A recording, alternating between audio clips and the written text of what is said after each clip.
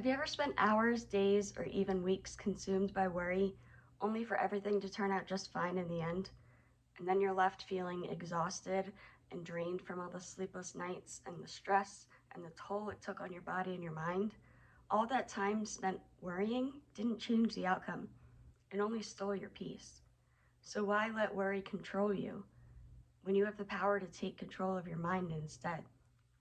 Hi, my name is Kaylin, and I'm a recovering alcoholic. I have been sober for 5 years and 5 months, and I created this YouTube channel to hopefully inspire others with honest stories and experiences that I've personally gone through. So I know firsthand how hard it can be when your mind is racing with self-doubt, fear, or even pain from old wounds. But the way that we talk to ourselves is what matters. One of the biggest things that I've learned in my healing journey is to talk to myself as if I were somebody else, somebody that I love and I would want to protect. So when I'm feeling overwhelmed, I personally imagine as if I'm speaking to my inner child. So I'll ask myself, what would I say to the younger me who needed reassurance? Or how can I be the person that I needed when I was younger? See, I look at the fear-based voice in my head as being like a scared little child within me. And I need to be the one to take them under my wing and reassure them that everything is going to be okay. So instead of leading into the fear or the self-criticism, I choose self-compassion. I tell myself, it's okay to feel this way, but you're safe, you're strong, and you've already overcame so much.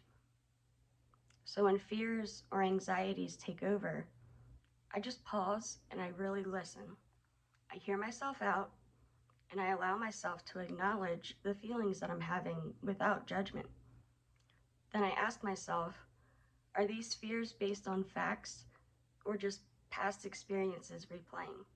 Have I overcome something with these similar feelings before? And what's the best way that I can support myself in this moment? By breaking my thoughts down this way, I take away their power.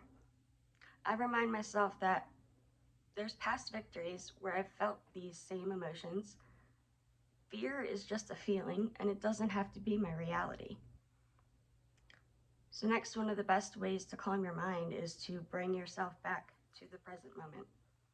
The past is done. You can't do anything about it, and the future's not even here yet. What exists is right now.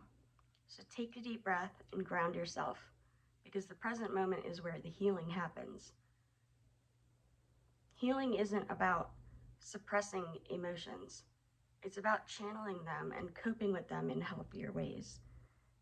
If you bottle up your emotions, they're gonna come out and explode at the wrong place, at the wrong time, in front of the wrong people, and it's only gonna cause more issues. Dealing with it in a healthy way is what helps you move forward. So for example, I'll pray or I'll meditate. And what that does is it surrenders the weight that I'm carrying from these emotions. I will let go and let God. I acknowledge what I'm feeling and I let it go.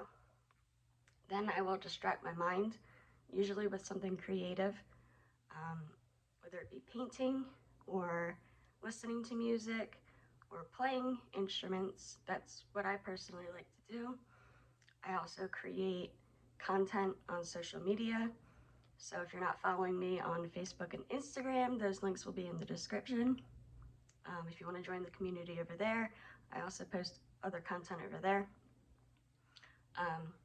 But then I'll also move my body because you can't sit in those emotions. So I will go for a walk, preferably in nature. I'll stretch or I'll even dance when nobody's watching. And then I'll sleep on it because sleeping is the best reset to anything, in my opinion. I'll nap. I don't care what time of day it is. If I need to nap, I'm gonna nap.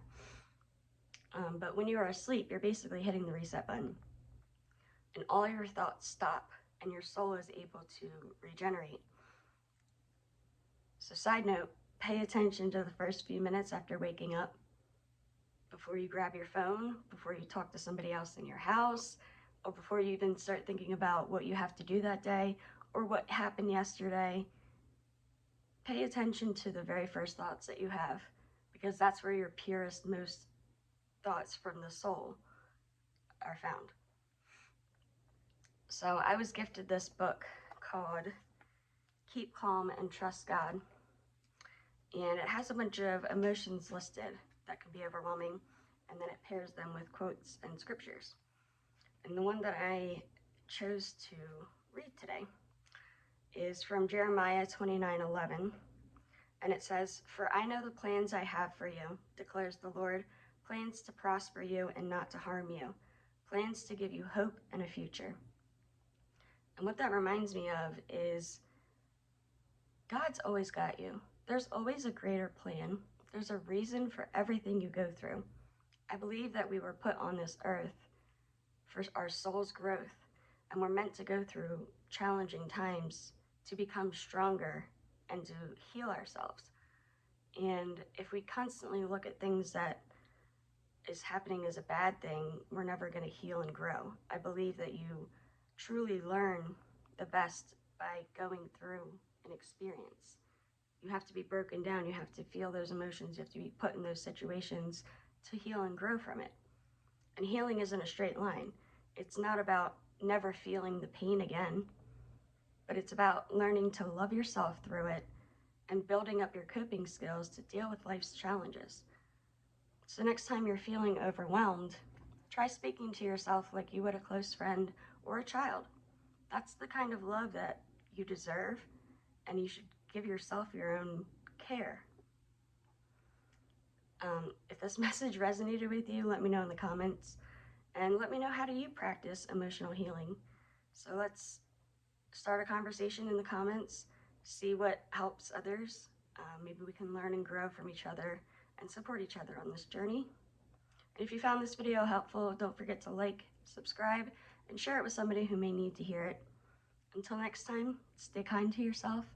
I love you, and I'm so proud of you, and I'll see you in the next one.